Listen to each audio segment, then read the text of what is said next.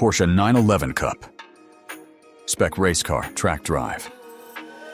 Porsche's new 9.9, 2.2911 Cup. Racer is the teacher we wish we had every day. Current Porsche brand ambassador and former factory driver Patrick Long speaks fondly about his time in the 996 generation 911 GT3 Cup, for good reason, considering it sparked his multi-decade relationship with Porsche.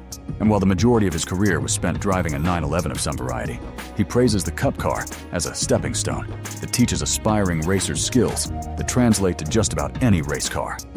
The uniqueness of the rear-engine layout with a high-revving engine is just a great tool for learning. He's at the Porsche Experience Center, Los Angeles. So we can chase him around in the latest 9.9 2.2911 Cup car from Porsche and learn a thing or two about how it drives. The track is a tight, 13-corner layout with little runoff. Do the Jersey barriers. In some places just a foot or two off track.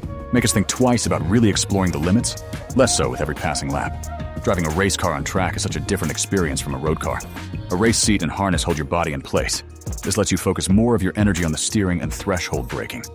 The Cup's steering is featherlight by comparison to a road-going GT3.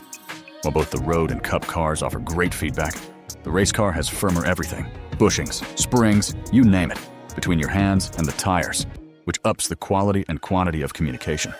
And where a road car starts to understeer as you dial in more steering, the Cup car keeps turning. In quick transitions, the Cup remains practically parallel with the ground, where you could get away with throwing the wheel from side to side in the street car, like in a chicane. The Cup car reacts faster, so you need to prioritize smoothness.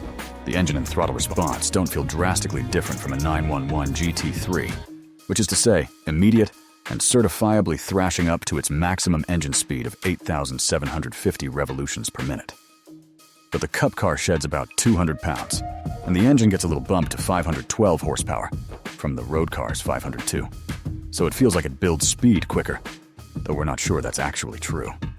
The lack of sound insulation and the immediate feeling of slamming into the next gear via the paddle-shifted sequential manual, in contrast to the torque converter-like smoothness of a dual-clutch automatic, doubtlessly inflate the sense of speed.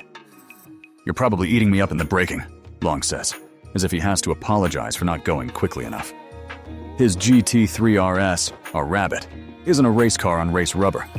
We could tell we were nowhere near the braking potential of the Cup, and a few times when we stood on the brakes just to see, it shed speed way quicker than the street car.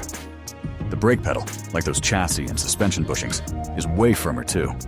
The brakes aren't designed to smoothly slow for an approaching school zone.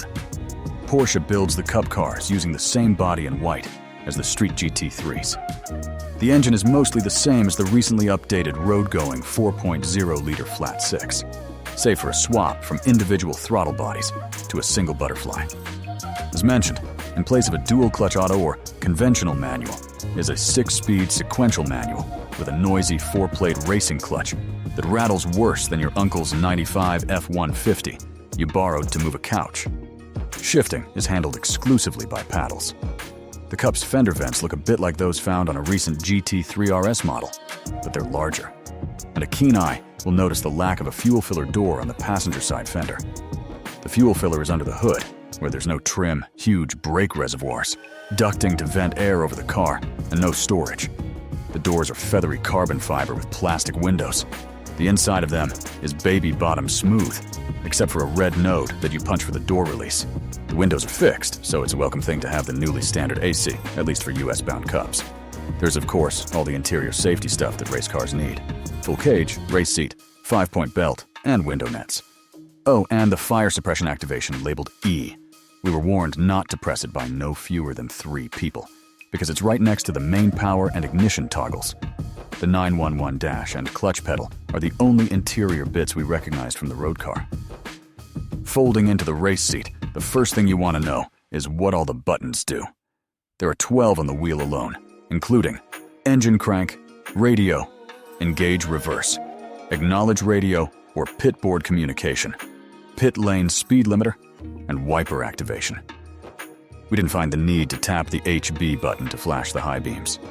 The wheel, closer to a rectangle really, also has 2 knobs to control the ABS and traction control systems, as well as 2 thumb wheels that change views for the digital dash and other less critical functions you typically wouldn't fiddle with mid-race. A brake bias dial is to the right of an 8-button central control panel matrix that has haptic feedback and it was inspired by the 963 prototype's interface. There are 5 series in the US where you can compete with a 911 Cup: the Porsche Carrera Cup, North America; Porsche Sprint Challenge North America; Porsche Sprint Challenge USA West; and Porsche Sprint. Trophy? PCA all feature 40-minute races, give or take. The Porsche Endurance Challenge. North America is how Porsche hooks people into endurance racing. Those races are team events with multiple drivers and last at least 90 minutes. Last year's season ender was a 4-hour event at Road America. To even think about entering any of those, you need to pony up $375,000 for the 911 Cup car. It certainly isn't a budget way to go racing, but the ownership downstroke is much less than a GT3 car. The Cup car's first real service, for example, excluding fluids and consumables, is at 100 hours. Even with all the practice you can fit in with your day job, that's at most once a year. The new car is intended to require less assistance from Porsche Motorsport. A Bosch MS 6.6 ECU includes an auto restart function should you stall, as well as the ability to make changes in the cabin that previously required a laptop, such as resetting the steering angle sensor. You can even change fuel maps from the driver's seat. Other cost-saving items include a 3-piece splitter that, because it's in sections, is cheaper to replace when, not if, contact is made. And the DRLs in the 99 2.1 Cup's bumper, formerly below the headlights, are gone. They would occasionally push into the heat exchangers located behind them in the event of front-end contact. Cheaper repairs are always welcome. It would have been nice to drive the Cup car on a track where more speed was possible. We didn't even mention the 13-position rear wing. We bet we could find its optimal position at Virginia International Raceway for our 20th running of Lightning Lap this fall.